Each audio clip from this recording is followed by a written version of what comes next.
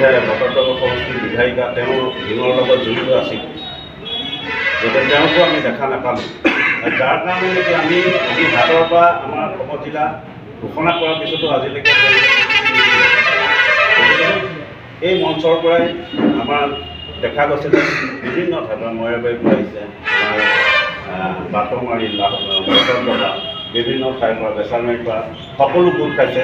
ইয়াত ভাল এক বাতাবৰণ সৃষ্টি কৰিব আৰু আমি আশা কৰিছোঁ এই মঞ্চৰ যোগেদি আমি তীব্ৰ দাবী উত্থাপন কৰি হ'লেও আমি আমাৰ সমজিলাক আমি আজৰি আনিব লাগিব। আৰু মই বিশ্বাসী এইসকলৰ নেতৃত্বত ঢিঙা সমজিলা অতি শীঘ্ৰে পাব বুলি মই বিশ্বাসী। এই মঞ্চই যাতে চৰকাৰক তীব্ৰ দাবী জনাব পাৰে আৰু চৰকাৰক বাধ্য কৰাব পাৰে আমাৰ সমজিলা ঢিঙা সমজিলা ঘোষণা কৰিবলৈ অতি শীঘ্ৰে সমজিলা ঘোষণা কৰিব। কিয়নো আজি আমি বৃহত্তৰ ডিং অঞ্চলৰ এটি দাবী লৈ পেলাই আমি এটা বিশেষ সাধাৰণ সভা উত্থাপন কৰিছিলোঁ। আজি আমি ইয়াত আয়োজন কৰিছিলোঁ ডিঙত। আজি আমাৰ মূল দাবী আছিলে যেন আমাৰ ডিঙক সমজিলা হিচাপে ঘোষণা কৰিব লাগে, যিহেতু চৰকাৰে আমাক এটা আশা দিছিলে যেন আমাৰ ডিঙক সমজিলা হিচাপে দিব, কিন্তু পৰৱৰ্তী পৰ্যায়ত দেখা গ'ল যেন ডিঙক সমজিলা দিয়া নাই। গতিকে আমি খুব অনুতপ্ত যেন আজি আমি কিয় ডিঙক কিয় সমজিলা হিচাপে ঘোষণা কৰা হোৱা নাই। আজি আমি ডিঙৰ বিভিন্ন বুদ্ধিজীৱী মহলৰ লগত আলোচনা কৰি বিভিন্ন দল সংগঠনৰ প্ৰতিনিধি ইয়াত আছিলে, বয়োজ্যেষ্ঠ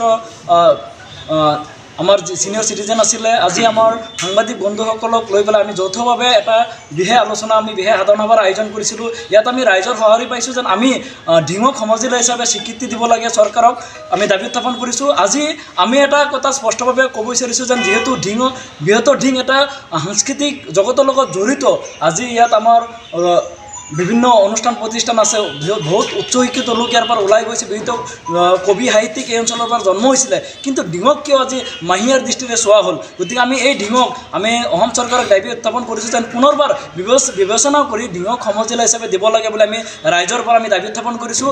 আজি আমাৰ 71জনীয়া এক ডিং সমজিলা দাবী সমিতি আমি গঠন কৰিছোঁ। বিশেষকৈ আজিৰ আমাৰ সৰ্বসন্মতি ক্ৰমে ৰিমজিম বৰা ডাঙৰীয়াক সভাপতি হিচাপে লৈ পেলাই আমাৰ এই কমিটি গঠন কৰা হৈছে, আব্দুল মালেকক সাধাৰণ সম্পাদক লৈ এনেকৈ আমাৰ উপদেষ্টা মণ্ডলী আছে 11জনীয়া। গতিকে আমাৰ ডিং প্ৰেছ ক্লাবৰ সভাপতি মহোদয়ক এই ক্ষেত্ৰত আমি পূৰ্ণ সহযোগ পাইছোঁ। গতিকে আমি আহ্বান জনাওঁ অসম চৰকাৰক যেন অনতিপলমে ডিঙক সমজিলা দিয়াৰ ক্ষেত্ৰত এটা পুনৰ বিবেচনা কৰিব লাগে, কাৰণ ডিঙৰ এটা ঐতিহ্য আছে, এটা সংস্কৃতি আছে, কৃষ্টি আছে। গতিকে ডিঙক যাতে অৱহেলা কৰা নহয়। আমি পৰৱৰ্তী পৰ্যায়ত আমি অসমৰ মুখ্যমন্ত্ৰীক এই ক্ষেত্ৰত সাক্ষাৎ কৰি আমি স্মাৰকপত্ৰ প্ৰেৰণ